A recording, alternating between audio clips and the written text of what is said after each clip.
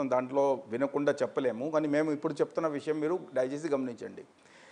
మనము మన రాష్ట్రలో ఎవరైతే రేషన్ కార్డ్ హోల్డర్స్ ఉన్నారు, ప్రజలు ఉన్నారు, వారికి సరుకు ఇవ్వడానికి టైం టు టైం వారికి ఫుడ్ డిస్ట్రిబ్యూషన్ సిస్టమ్ అంటే ఫేర్ ప్రైస్ షాప్ ఉంటాయి, రేషన్ ఇవ్వడానికి మనం ఇది కొనుగోలు చేస్తున్నాము. ఆ దాంట్లో కరెక్ట్ క్వాలిటీ రాకపోతే first of all quality parameter ఏదైతే సెంటర్ ఫిక్స్ చేస్తాయో దానికి ప్రకారంగా మనం పేడీ తీసుకోకపోతే మనకు సెంటర్ నుంచి ఫండ్ రావు.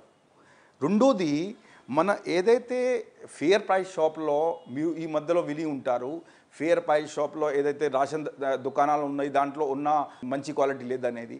సో ఈ రెండు కూడా బ్యాలెన్స్ చేసుకుంటూ మనం చెప్పడానికి అది చెప్పాము. దట్ ఉన్న ప్రకారంగా మీరు కొద్దిగా క్లీన్ చేసుకొని డ్రై చేసుకొని తీసుకురావాలనేది మేము చెప్పడం జరిగింది.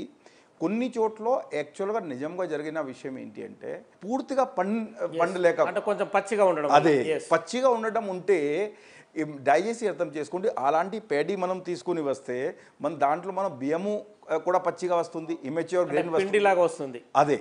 సో అందు గురించి వారికి ఇటు రైతులకి మనం న్యాయం జరగాల, మేలు జరగాల, అటు రేషన్ కార్డు హోల్డర్స్ ఎవరికి మనం తిరిగి ఇది ఇవ్వగలుగుతాము వారికి కూడా మేలు జరగాల, ఆ విషయం వాళ్ళు కూడా మేలు జరగాలి. కరెక్ట్ అదే చేయాల. తర్వాత నేను అన్ని చోట్ల చూసుకున్నాము. ఇప్పుడు దాదాపుగా కొన్ని పాకెట్స్ తప్పితే అన్ని చోట్ల కూడా 10% నుంచి 15% వరకు మాయిశ్చర్ ఉన్నది. మరియు కొంత చోట్ల కొద్దిగా 1% ఇటు అటు తేడా ఉన్నా కూడా మేము అక్కడ వాళ్ళకి అన్ని సౌకర్యాలు అగ్రికల్చర్ మార్కెటింగ్ కమిటీ యార్డ్లో కానీ ఇక్కడ సెంటర్స్లో కానీ వారికి ఆరేయడానికి కూడా అన్ని సౌకర్యాలు కల్పించి ఆ స్టాండర్డ్లో వచ్చిన తర్వాత మనము కొనుగోలు చేస్తున్నాం. అంటే ఈ మధ్యకాలంలో దళారులు, ఏజెంట్లు, వ్యాపారులు కుమ్మక్కై రైతుల నుంచి ఒక రేటు ఫిక్స్ చేసి బలవంతంగా ధాన్యాన్ని కొంటున్నారని ఒక ఆరోపణ. నేను అదే చెప్తున్నా, ఆ రోజు కూడా చెప్పాను, ఇవాళ కూడా చెప్పాను, మీ ముందుగా కూడా చెప్తున్నాము.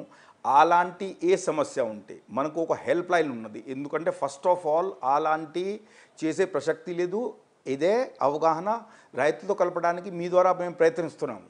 దట్ వారికి మేము ఏం చెప్తున్నామంటే మీ వరి ధాన్యాన్ని కొద్దిగా క్లీన్ చేసుకొని కొద్దిగా ఆరేసుకొని పండిన తర్వాత తీసుకోరండి. మీరు ఏ దళారీ దగ్గరికి పోకండి. ఎవరైనా మీకు భయపెట్టించినా లేకపోతే బలవంతం చేసినా దానికి కంప్లైంట్ మన హెల్ప్ లైన్లో ఇస్తే వెంటనే దాని మీద యాక్షన్ తీసుకుంటాము. మరియు ఈ సందర్భంలో ఒక 2 ట్రేడర్స్ మీద ఆల్రెడీ కేసు నమోదు చేయడం కూడా జరిగింది. సో తప్పకుండా వారికి హక్కులు కాపాడడానికి అన్ని చర్యలను తీసుకుంటాము. సో ఇప్పుడు ధాన్యానికి సంబంధించి చాలా వరకు